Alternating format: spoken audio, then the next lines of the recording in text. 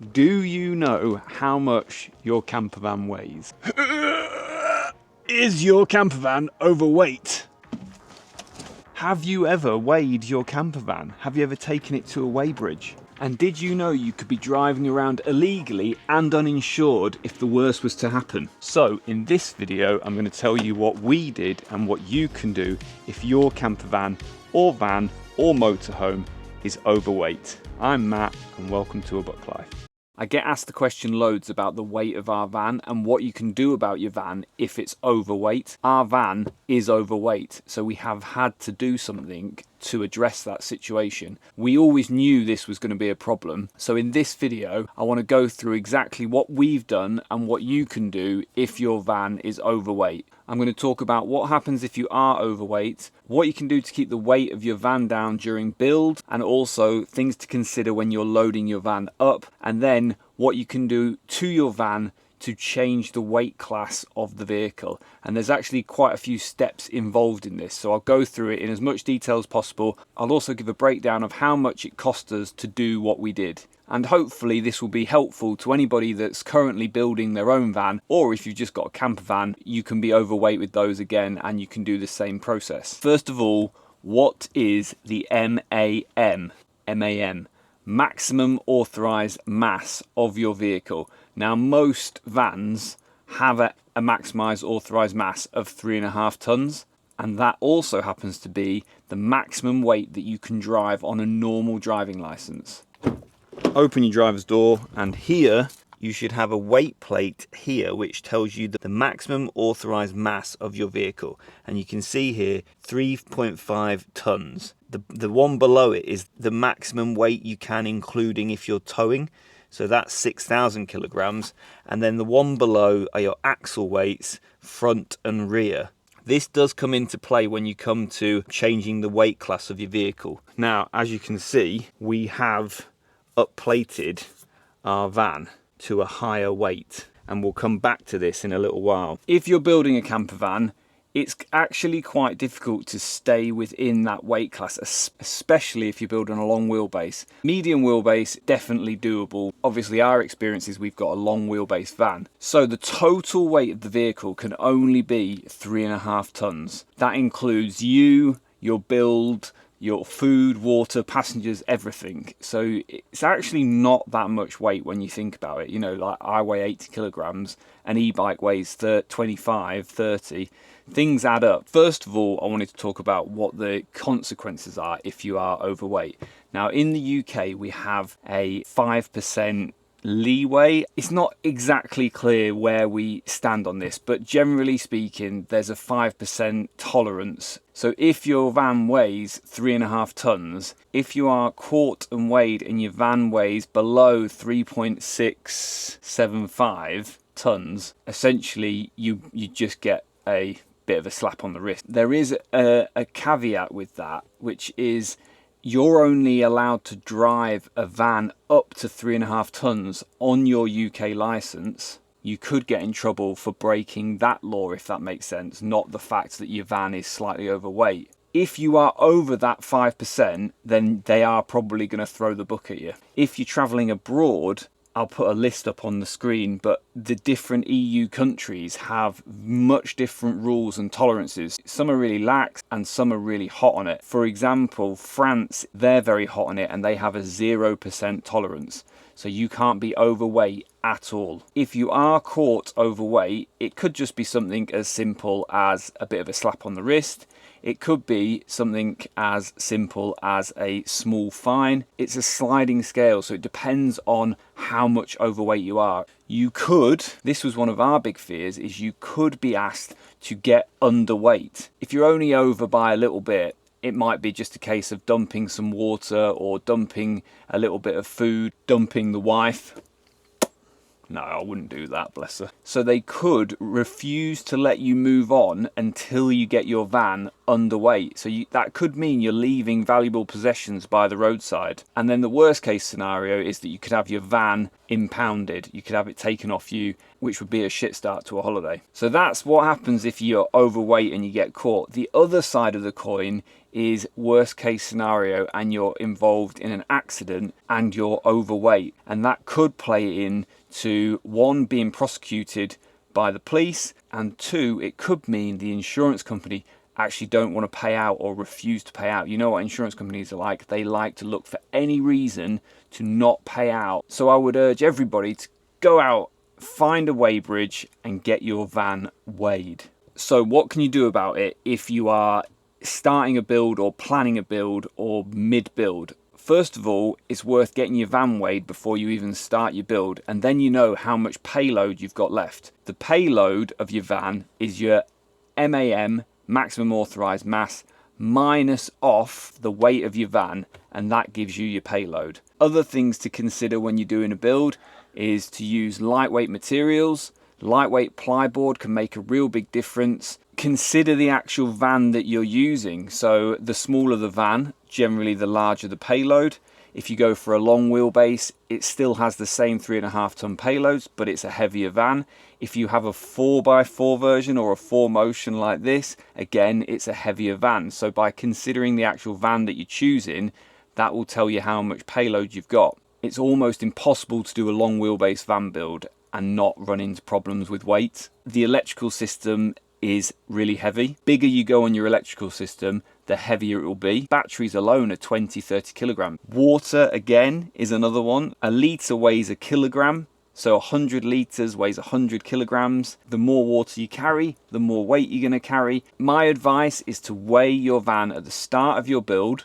Weigh it with you and a full tank of fuel in, and do that every time, because then you've got like a baseline. Whereas if you've got half a tank of fuel here, half a tank there, your weight could change by 30 to 60 kilograms depending on how much fuel you've got in there. So pay attention to weight during your build. Try to be mindful of that. You know, can you use a 3 or 4 mil plyboard on the wall instead of a 6 or 10 mil plyboard? Where can you get your van weighed? If you have a Google local weigh bridges, you'll usually be directed to a council website, and on that website it will just list all of the weigh bridges locally. It was about £6. It's not a lot, and it's worth doing. And we weighed our van. I didn't actually weigh it at the start, and it's something I wish I'd done, but we weighed it mid, and then we weighed it towards the end and at the end a couple of times. Once you've finished your build, get your van weighed. You then know exactly how much payload you've got. It's now worth loading it up with all the stuff that you need and giving it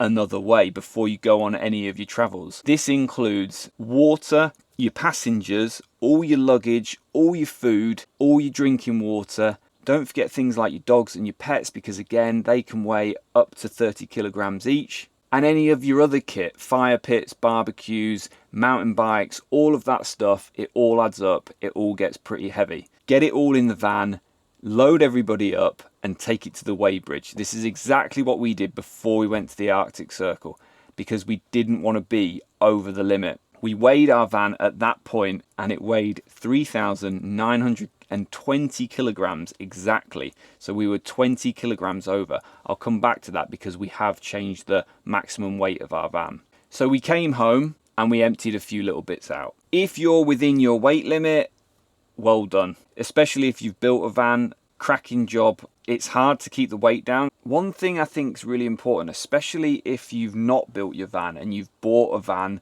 that's either pre-converted, whether it's a self-conversion or a professional conversion or a motorhome, is to get it weighed. Because sometimes I'm not entirely sure if van builders are totally honest about the weight of their vans when they're complete, especially if they're bespoke in nature. And the same with motorhomes. It's worth checking the weight that you've got, not just going on what the brochure says. If you get caught overweight, it's you that's got to pay the fine. If your van is overweight, option one, it's easy. Chuck a load of stuff out. Dump some water. Go through everything that you've stacked. Do you need that, or are they just luxuries that you don't really need? Is your grey waste tank empty? Do you need to carry 100 litres of water when you're travelling, or is actually more fuel efficient if you just carry 50? Do you need excess food? Is there anything that you can do to get the weight of the van down a touch whilst you're traveling? It doesn't matter if your van is overweight when you're sat on a campsite. There isn't any quick fixes. So option number 2 is the process that we've gone through because our van was overweight. Option number 2 is up plating the van. And what that means is changing that plate that I showed you at the start of the video to allow you to have a larger maximum authorized mass, a higher weight of the vehicle. Now it's totally dependent on what vehicle you have, depends on how much additional weight you can add on to the vehicle. So the first thing I would do is recommend speaking to SV Tech, and they are pretty much the only people in the UK that can up plate the weight of your van. They'll take your registration number and they'll be able to tell you what they can do to the vehicle and the different costs, and they'll give you a few different options for what you can do, and I'll come back to this in a little while. If it's something that you're going to want to go ahead with, first thing you need to do is check your driving license. If you passed your test before the 1st of January 1997, you will have grandfather rights, and this will allow you to drive any vehicle up to 7.5 tons without taking a test, without doing anything. If you're like me, that wasn't an option. I didn't pass my driving test until, I don't know, 2000 and something. So for me, I need to extend that license. I need to do another driving qualification. You've got a couple of options here. You can either do your C1 license, which then allows you to drive any vehicle with a fixed body up to the weight of 7.5 tons. However, that's not what I did. I actually went for my C license, which allows me to drive any HGV vehicle which is fixed chassis, fixed body, so not an articulated lorry, but up to, it's like up to 40 tons. I think you can even go heavier than that, which opens the door for future truck camper builds. I recommend doing this because the cost of this is only maybe 100 or 200 more. You're essentially paying for the exact same thing, instructor, test, training. It's actually the same theory test that you have to do. It is just the practical test, and the vehicle that you're in is different. And then it gives you more options. One Life Truck It, he's building a new truck camper. It's making me want to get a truck camper, although way out of the question financially at the moment. I think the best way to do it, it is slightly more expensive, is to do it in a 1 week's course, 1 week intensive course. I did 5 days back to back. It was like Wednesday, Thursday, Friday, Monday, Tuesday, done. Passed. I did it with Sherburne's LGV based near Chesterfield. They were brilliant, really nice people, really helpful. So I definitely recommend using them if you're UK based. Cost breakdown for that, it cost £197 for my theory test and a medical that I had to have. And then once you've passed your theory test, you can go through and do your driver training and your practical test. And then that portion of it costs £1,655, including my final test, everything. So that was it, done, passed. Honestly, one of the hardest things I've ever done, but it was a really good experience and genuinely made me a better driver. First step achieved. You've got a license now that allows you to drive a heavier vehicle. The next step, before you can upplate your van, if you've got a motorhome, you don't need to do this step and you can skip straight to upplating. However, if you are converting a van like we did, on your V5 document, on your logbook, it will say that the van is classed as a van. And to upplate it without a tachograph, which is something that records how long you've been driving, which you don't need because it's not a commercial vehicle, you need to change the classification, the body type of the van, from a van to either a motor caravan or a van with windows. Now, to do this, you need to fill in and send off a form to the DVLA and also your logbook. The form you need to fill in is a V1006 form. There's basically a list of things that your van has to do to look like a motor caravan. Don't worry if your van doesn't meet all of them, because it will come back as a van with windows and you can do it with that as well. The main aim of it is that the DVLA says, within traffic, does your vehicle look like a motor caravan and not a van? And that's what you've basically got to try and prove. So it's things like having 2 additional windows on one side of the van, awning, graphics, stuff like that. You don't need graphics necessarily, and actually if you read the wording on this, on the document, it says a combination of these things. It doesn't say all of these things. The way we did it without having graphics, Ginny wrote a really detailed covering letter and supporting document.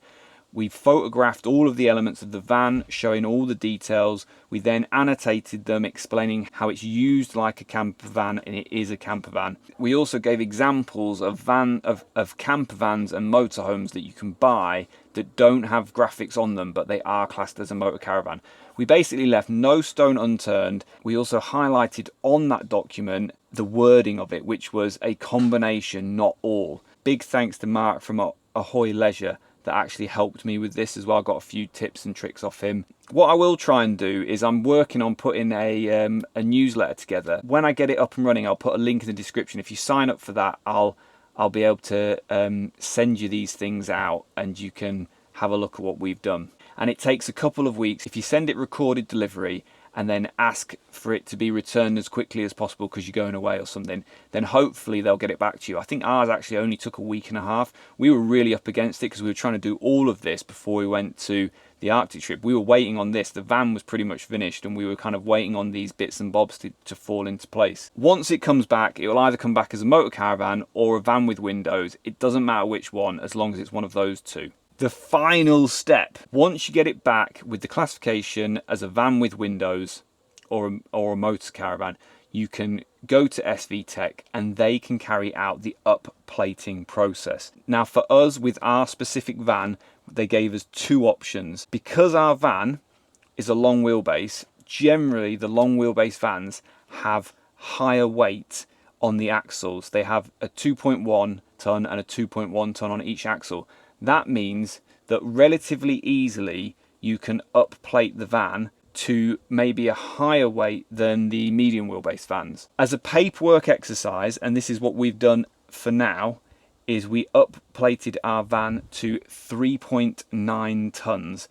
All we had to do for that was give them some information, and then they sent us back a new plate stating that the vehicle had the correct infrastructure in it and things to allow it to be safely driven at 3.9 tons. To upplate the vehicle to 3.9 tons, it cost us, I think it was about £300. And that was it. They send you the documents back, you stick the new plate onto the side of the van, and then you send all your documents, you send your V5 and those documents back to the DVLA, and they send you back a new V5 with an uprated weight of the vehicle.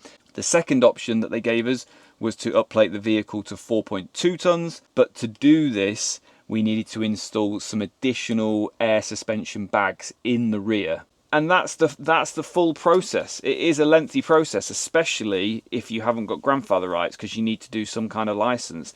But it is worth it, because essentially you're within the law, and worst case scenario, your insurance is going to pay out because you're within the weight. You're doing it by the book. The downside to upplating your vehicle is that my towing weight of this vehicle, total weight of I think it's called the total train weight, is 6 tons. If you upplate it, unless you've got an articulated lorry license, you can't tow anything over 750 kilograms, maybe a snowmobile or a jet ski. And that's it. That is the full process that we've gone to with our van. I get asked that question a lot, so I just thought I'd make a quick video about it. I hope that's been useful. If it has been useful, let me know in the comments what van you've got. How much does your van weigh? Are you upplating it? Why are you upplating it?